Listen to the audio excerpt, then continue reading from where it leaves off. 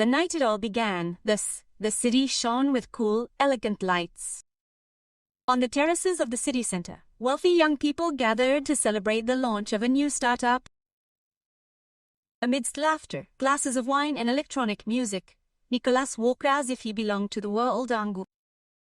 His impeccable suit, his confident smile, his inflated ego, everything about him radiated an arrogance that was almost impossible to ignore. He had been separated from Laura, the woman with whom he had shared 50 years of his life. After the breakup, he had told everyone that he was free, that he had won, that life was finally smiling on him. He didn't ask how she was doing. For Nicolás, the chapter was closed, but that night, when he went up to the top floor of the building and heard a strange murmur in the crowd, something changed him. "You heard?" a girl said. "Laura is coming with someone." Nicolás frowned. Laura? The same one who had left him because, according to him, she had no ambition, didn't know how to dream big, she wasn't enough. He poured himself another drink and smiled to himself. She must be with some regular guy, he thought with disdain. Nothing to do with me. Laura arrived an hour later. She was wearing an elegant minimalist white suit, so different from what she usually wore. Her hair was tied back, her posture firm, and she walked among the people with a surprising calm. Everyone greeted her. Many looked at her curiously. But what caught their attention the most was the man who came with her. A tall, thin man, with glasses and a calm expression. He wasn't wearing a designer suit, but something simple, elegant, with a grey jacket and an open shirt. The guy didn't seem to show off at all.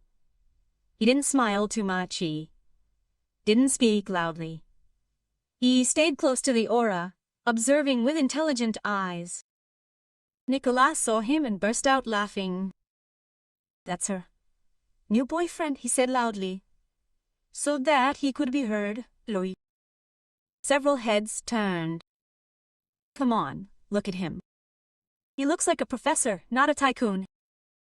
He must work in a library." What a joke. Those who were nearby let out nervous laughter. No one wanted to contradict him. Nicolás had always had influence, money, contacts. Laura listened to him. She looked at him from a distance. A brief glance, no eye, no rancor. Just distant. That irritated him. He had to show everyone that he had won. He approached with a confident step. Laura greeted him with a fake smile. "What a surprise to see you." And Khan looked the man up and down. "What's your name?" She answered calmly. "He's Andres." Nicolás stopped himself from laughing again. "Nice to meet you, Andres," he said in a voice full of sarcasm. "What do you do? A teacher of something, perhaps?" Andres looked at him calmly. "I work in technology," he replied simply. "Technology?" Nicolás waved his hand. "Computer repair?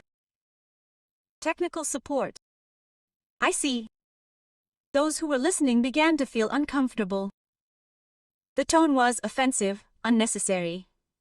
But Nicolás enjoyed humiliating. "Well," he added, I hope Laura is happy. Although I doubt you can offer her what I offered her. Not all of us are born to be successful."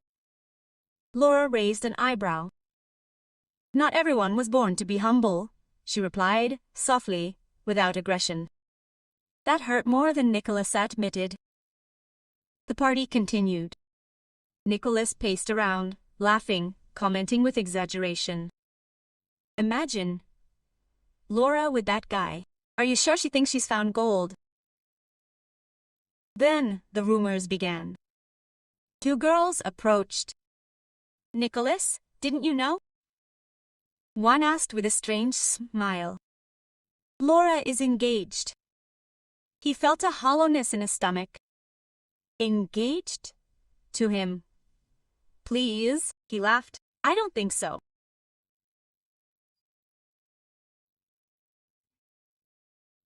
His company just bought a network of data centers.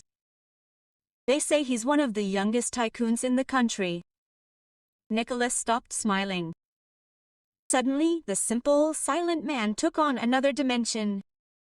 Tycoon. Businessman. Power. Money.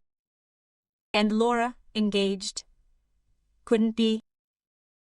There was movement on the terrace. The organizers took the stage. Tonight, the Master of Ceremonies announced, "We have the honor of celebrating the presence of one of the most prominent technological visionaries. A man whose company has revolutionized artificial intelligence, cybersecurity, and robotics. Everyone applauded. Mr. Andrés Salvatierra. Nicolás froze. That name. Salvatierra. He had heard it on the news. $1 million investments. Strategic purchases. The secretive genius. The guy no one had photos of. And he was there. Beside him, Laura took Andrés' hand. She smiled for the first time, softly, genuinely. They went upstairs together. Andrés spoke in a calm voice. "This year has been decisive," he said. "Innovation isn't just about technology, it's about the people who trust you, who support you and inspire you.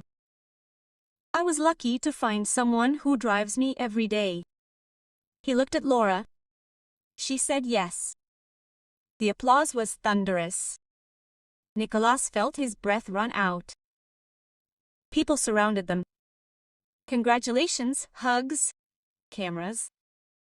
Laura, the woman who had belittled him, engaged to a tech magnate. Nicolás hid behind the bar, trying to absorb it. Everything she had said, the laughter, the mockery, her comments, now sounded ridiculous. Empty. Cruel. He had lost someone who was now looked at with admiration. And not because of Andrés' money, but because of how she shone. Laura approached him. Without arrogance, without revenge, without posturing. "You have no reason to be ashamed," she said calmly. "We all make mistakes. I made the mistake of staying with you too long. You made the mistake of thinking you were better than everyone else." He didn't answer. "I don't wish you any harm," he added. "I just hope you learn." There was a long silence. "I was unfair to you," he finally managed to say. "And to him." "I know," she replied, "but I've already closed that door. I truly wish you peace." And she left. Simple. Light, happy. As the music played and the guests celebrated the engagement, Nicolás watched from a distance. Andrés said little, but everyone listened to him. Laura laughed, surrounded by people who admired her, not for her wealth, but for her calm, her elegance, her strength. Nicolás understood the lesson that life had taught him in the hardest way. Sometimes, when you laugh at someone, it's because you don't know who they are yet. And when you belittle who you've lost, fate can remind you how much they vary. That night he left the party before everyone else, walking alone through the illuminated streets. There was no victory for him. Only a bitter taste and a new beginning. For the first time in years, he didn't feel superior. He felt human.